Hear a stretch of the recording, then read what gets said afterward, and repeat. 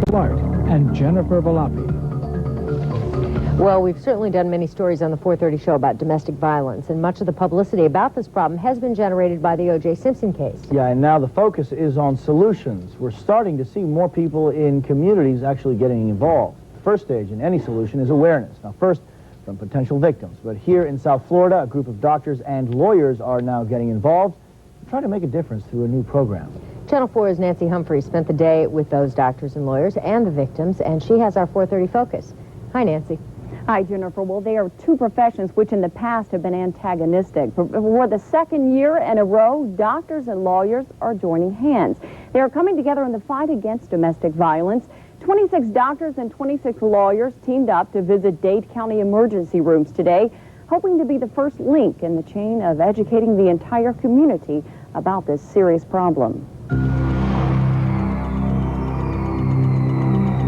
We've come from the Dade County Medical Association and Dade County trial lawyers and... Mark Laporta and Herman Russamano are an unlikely pair. One's a doctor, one's a lawyer, but the two, with their legal and medical minds, have teamed up to help mend the domestic violence problem.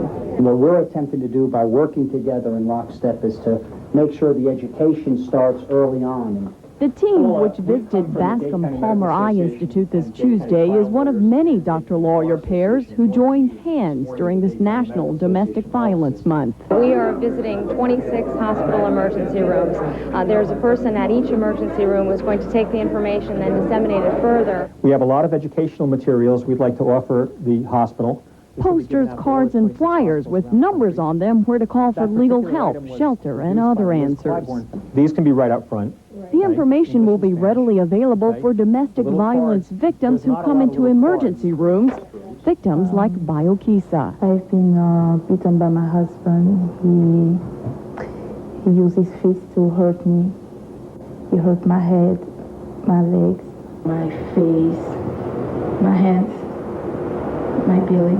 Through a priest, Bayo Kisa found out about a shelter for battered women, but she says that was after staying with her husband for 5 years, suffering beatings even while she was pregnant with their children. Yes, I didn't know what to do. Had you known that there was a place for shelter such as Safe Space, would you have left earlier?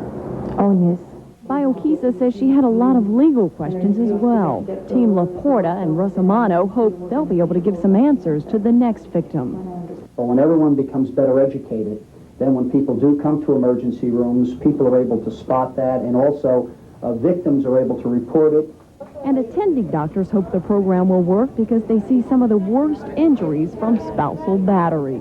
I shake my head. It makes me very sad. Very, very sad. Now, some of the lawyers and the doctors who have volunteered for the program plan to provide their services for free. In fact, two plastic surgeons say they plan to help mend domestic violence victims who have been wounded in the face. Is that Jennifer?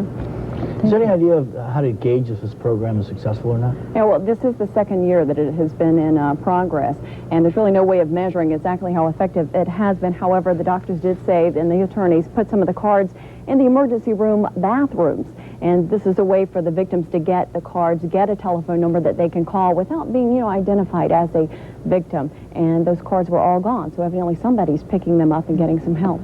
Great. Okay. Thank you very much. Thanks, Nancy.